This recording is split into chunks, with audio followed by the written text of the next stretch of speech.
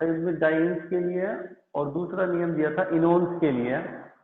तो जो पहला वुडवर्ड फिशर नियम है वो है संयुग्मित डाइन्स के लिए, बहुत ही सिंपल है। तो इसके लिए सबसे पहले अपन बेस वैल्यू लेते हैं।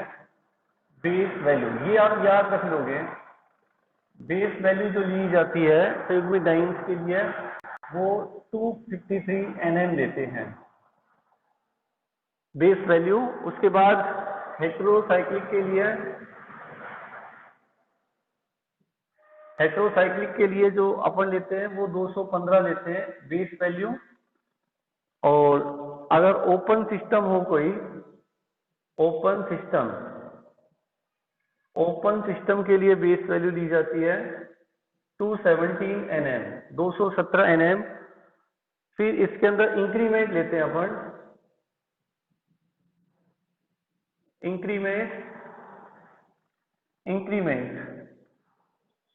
इंक्रीमेंट के अंदर फर्स्ट अपन लेते हैं ईच एक्सोसाइक्लिक,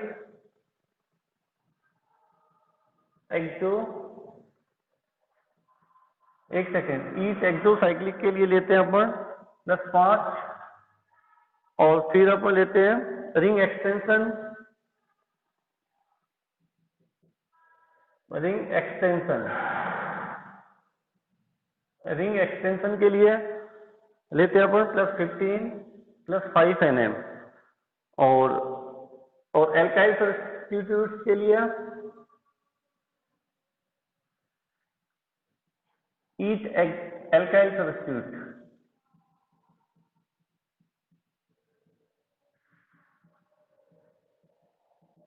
+5 Nm। और उसके बाद कॉन्जुगेटेड एक्सटेंशन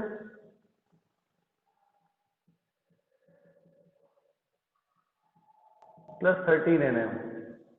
देखो अब आप थोड़ा ध्यान से सुनोगे, अभी आप है ना एक दूसरे को म्यूट, अरे आप सभी अपने आप को म्यूट कर लो, है ना, बहुत ज्यादा डिस्टर्बेंस आ रहा है। अपन बात कर रहे थे वुडवर्ड फिशर नियम संयुग्मित डाइन्स के लिए। संयुग्मित अपने को क्या करेगा, कोई कंपाउंड दे देगा, एग्जाम के अंदर कोई कंपाउंड दे दिया जाएगा, जैसे ये कंपाउंड दे दिया हमें और हमसे ये पूछेगा इसके लिए लैम्ब्डा मैक्स कैलकुलेट कीजिए। समझ आया? हमें कोई हमें कोई कंपाउंड दे दिया जाएगा, जैसे ये कंपाउंड यहाँ पे मैंने दिया, और हमसे फिर ये पूछा जाएगा कि आप इसके लिए लैम्ब्डा मैक्स कैलकुलेट कीजिए। इसके लिए लैम्ब्डा मैक्स क्या होगा, इसके लिए लैम्ब्डा मैक्स कैलकुलेशन हमसे कराई जाएगी। तो इसके लिए लैम्ब्डा मैक्स कैलकुलेट करने के लिए हमें कुछ एक वैल्यूज जो हैं, वो डाटा जो हैं वो पता होने चाहिए। वुडवर्ड फिशर ने संयुग्मित डाइन्स के लिए, संयुग्मित डाइन्स रखने वाले कंपाउंड्स के लिए लैम्ब्डा मैक्स कैलकुलेट करने के लिए फॉर्मूला दिया जो ये है, जिसे वुडवर्ड फिशर नियम कहा जाता है।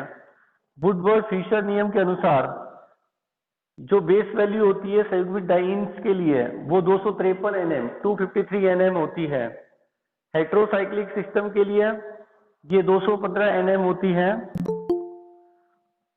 और ओपन सिस्टम के लिए ये 217 Nm होती है। और जब ये, अब होमो और हेटेरो का क्या मतलब है? होमो का मतलब होता है कि जो डबल बॉन्ड्स है वो एक ही रिंग में हो। होमो का मतलब होता है जब डबल बॉन्ड्स हैं, दोनों डबल बॉन्ड्स एक ही रिंग में हो। तो जैसे कॉन्जुगेशन है, इस तरह से कॉन्जुगेशन में हो डबल बॉन्ड, ये सिंगल और यहाँ पे ये डबल, फिर सिंगल और फिर डबल, इसे तो होमो एनुलर सिस्टम कहा जाता है। होमो एनुलर सिस्टम, ये होमो सिस्टम है जब डबल बॉन्ड एक ही रिंग में हो। तो इसके लिए बेस वैल्यू ये है। हेटेरो का मतलब होता है जब दोनों ये जो है एक रिंग में ना हो डबल बॉन्ड, तो उसे हेटेरो कहा जाता है। और ओपन सिस्टम का मतलब होता है जब डबल बॉन्ड इस तरह से कॉन्जुगेशन में हो, ये ओपन सिस्टम है। दिखाई नहीं दे रहा? आप दिखाई दे रहा है क्या?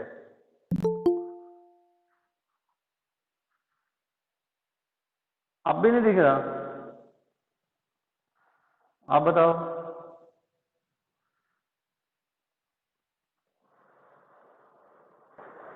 आप बताओ, दिखाई दे रहा है ना? दिख रहा है ना? देखो, बाकी बाकी आपको जब आप है ना, जो रिकॉर्डेड वीडियो होगा ना, वहां से भी देख सकते हो। देखो, अभी आप थोड़ा सा एक नियम, आप ये नियम समझ लोगे तो समझ लो आपकी यूनिट पूरी हो गई। संयुग्मित डाइईन के लिए जो वुडवर्ड फिशर नियम है बिल्कुल इजी है। होमो के लिए जो बेस वैल्यू अपन लेते हैं वो 253 एनएम लेते हैं। हेट्रो के लिए जो बेस वैल्यू लेते हैं अपन 215 एनएम लेते हैं। ओपन सिस्टम के लिए जो बेस वैल्यू लेते हैं वो 217 एनएम लेते हैं। और इंक्रीमेंट, ये तो इनकी बेस वैल्यूज हैं। इसके बाद इनके अंदर कुछ एक इंक्रीमेंट लगाते हैं अपन। इंक्रीमेंट अभिवृद्धियां करते हैं। इंक्रीमेंट्स का मतलब जैसे each exocyclic double bond. Exocyclic double bond का मतलब ये होता है, कोई डबल बॉन्ड जो रिंग के बाहर निकला हुआ है उसे एक्सो कहा जाता है। जैसे यहाँ पे ये जो डबल बॉन्ड है, ये जो डबल बॉन्ड है ये एक्सो होगा। ईच एक्सोसाइक्लिक डबल बॉन्ड के लिए +5 एनएम जोड़ देते हैं। और रिंग एक्सटेंशन के लिए +5 एनएम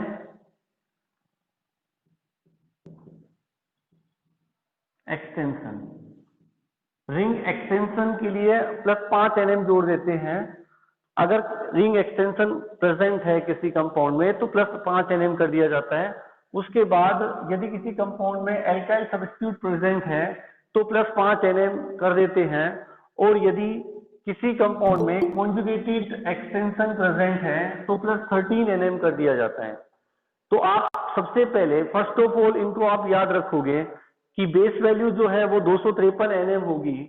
उसके बाद हेट्रोसाइक्लिक डबल बॉन्ड यदि उसमें प्रेजेंट है तो बेस वैल्यू 215 एनएम होगी।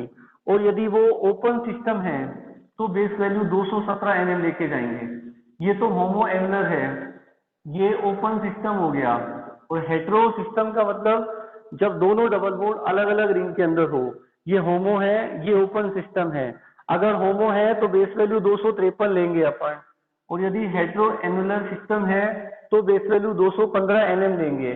और यदि ओपन सिस्टम है, डबल बॉन्ड कॉन्जुगेशन के अंदर, संयुग्मित डाइईन्स के अंदर डबल सिंगल डबल इस तरह से प्रेजेंट है तो बेस वैल्यू 217 एनएम लेंगे। फिर इसके बाद इंक्रीमेंट्स लगाएंगे। इंक्रीमेंट्स के लिए ईच एक्सोसाइक्लिक डबल बॉन्ड के लिए +5 एनएम कर देंगे।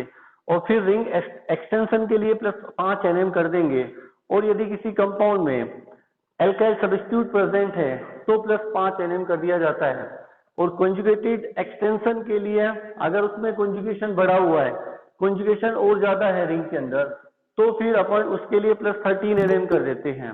जैसे इस तरह का कोई कंपाउंड है, जैसे यहाँ पे इसमें कॉन्जुगेशन है डबल, इस तरह का कोई कंपाउंड प्रेजेंट है, इस तरह की रिंग है कोई,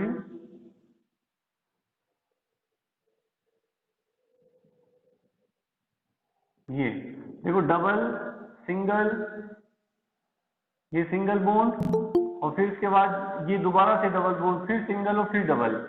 तो ये जो हमारा था यहां तक तो डाइईन हो गया, यहां तक तो है डाइईन, होमो सिस्टम है क्योंकि एक ही रिंग के अंदर क्या है, डबल बॉन्ड है। फिर इसके अंदर, इसके बाद इसके अंदर क्या है, ये डबल बॉन्ड है। इसे कहा जाएगा, इसे कहा जाएगा यहाँ पे कॉन्जुगेटेड एक्सटेंशन। कॉन्जुगेटेड एक्सटेंशन है तो यहाँ +13 एनएम कर देंगे अपन। तो इस कंपाउंड के लिए जैसे लैम्ब्डा मैक्स कैलकुलेट करवाए तो अपन कर सकते हैं। सबसे पहले इसके लिए बेस वैल्यू लेंगे। होमो एनुलर सिस्टम के लिए जो बेस वैल्यू होगी वो 253 हो जाएगी। फिर इसके बाद इसके अंदर इंक्रीमेंट्स लगाएंगे। ईच एक्सोसाइक्लिक डबल बॉन्ड, एक्सो इसके अंदर है नहीं, एक्सो इस रिंग के लिए ये एक्सो हो जाएगा। ओके, फिर इसके बाद रिंग एक्सटेंशन देखते हैं, +5 एनएम लगा देंगे। और एल्काइल सब्स्टिट्यूट के लिए +5 एनएम। और फिर कॉन्जुगेटेड एक्सटेंशन के लिए यहाँ तो मैंने सिर्फ ये बताया आपको कि कौन सा कॉन्जुगेटेड एक्सटेंशन होता है। तो वुडवर्ड फिशर नियम को समझने के लिए जरूरी है कि आप ये सारी बेस वैल्यूज अच्छे से याद रखें। ठीक है, संयुग्मित डाइईन्स के लिए जब वुडवर्ड फिशर नियम की बात करेंगे तो हमें ये सारी बेस वैल्यूज याद होनी चाहिए। उसके बाद ही अपन एग्जांपल्स को लेके किसी भी कंपाउंड के लिए लैम्ब्डा मैक्स कैलकुलेट कर सकते हैं। तो वुडवर्ड फिशर नियम के अंदर आप लिख सकते हैं, लिखोगे वुडवर्ड फिशर नियम में किसी यौगिक के लिए लैम्ब्डा मैक्स, किसी यौगिक के लिए लैम्ब्डा मैक्स